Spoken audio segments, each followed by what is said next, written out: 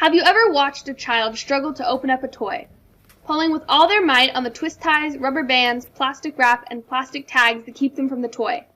Eventually, they have to turn to an adult, who then in turn has to go and search for a pair of scissors to cut through all of the packaging so the child can finally play with the toy. So what is the point of packaging?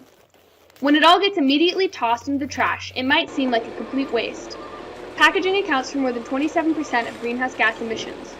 Something must be done to change the face of the packaging industry. But wait just a second. Before you go saying that we need to rid the world of all packaging, let's stop for a second and look at why packaging even exists in the first place. Wouldn't it save the manufacturers money if they didn't have to pay for all of the materials, machines, and time that it takes to package each product individually? So why don't they? Well, there are actually several reasons why packaging is important to products.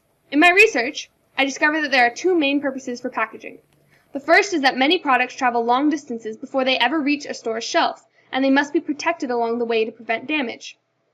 For example, one product that I examined, a metal car, the materials required for its manufacture travel roughly 30,000 miles before ending up for purchase in Seattle. A locally made wooden car would travel less than 250 miles. Not only does the metal car travel further, both as raw materials and as a finished product, but the packaging for the final toy must protect it in the shipping process. The level of packaging waste grows throughout the process. The second main reason for packaging is that it helps to reduce theft in stores. If a product comes in a large, weird-shaped box, it is harder for someone to steal than if it is sitting out without packaging. With these two purposes for packaging in mind, I decided to narrow my focus in on the impact of travel and its relationship to packaging. My idea for how to reduce waste is radical. My paradigm shift idea is to reduce waste, focus on the business model itself, and where companies source the materials. My plan is to have what I'm calling a localized manufacturing franchise. The corporation would provide branding, training, technology support, and the network of other owners, while the localized manufacturers would build a product with all of their materials locally sourced. Everything from timber and tools to the labor, they would manufacture toys for and from their local area. The same company could set up in another store, say New York, that would do the same thing, just in New York. It is all one large business, but for each manufacturing plant in each city, all of the materials are sourced locally. Also, each of the franchisees would have the chance to pitch ideas to the main board. The board would then determine if the design matched the brand standards and if there is a large enough target market to justify the toy's production. Each one of the franchisees can pitch their own unique regional ideas to the corporate organization. Once a design is approved, the other franchisees can choose if they want to produce or customize the toy for their materials and locations. The developers of the new toy would share in the development credit and would be incentivized in a way that encouraged continued creativity towards sustainability. This helps to encourage innovation and gives people a personal investment in the company. The key in this business model is there's no shipping anywhere. If a customer wants a toy from that company, they have to go to one of their stores. Because the toys are all locally made and don't have to travel far, it frees up the company to cut back on their shipping packaging in a significant way. Another unique packaging reducing element is that there are no online sales. Understandably, there are some limits to not selling online, but there is also a draw for the consumer. If the materials are all locally sourced, they are going to be different from region to region. That makes each product unique, which creates intrigue. People love to feel like they are special and are getting something that is exclusive.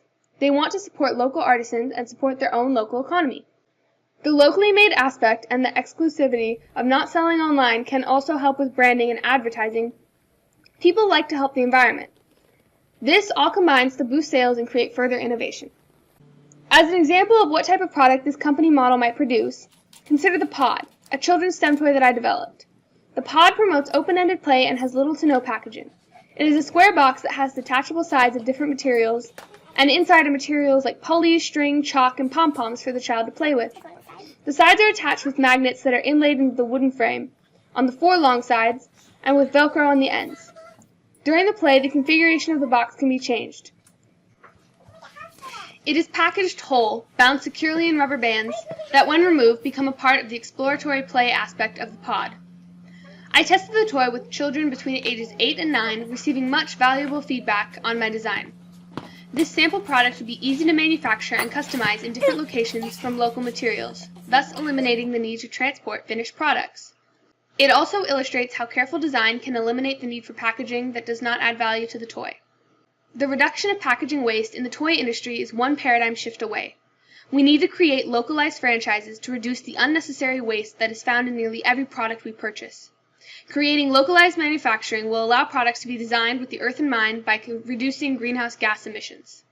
While I understand that this business model and toy prototype are somewhat idealistic and may seem like an impossible dream, I want to challenge you all to remember as I sit here typing on a laptop, across from my mom as she enters students' grades in online, and my dad hosts a webinar, that a computer in every home, too, once also seemed like an impossible dream.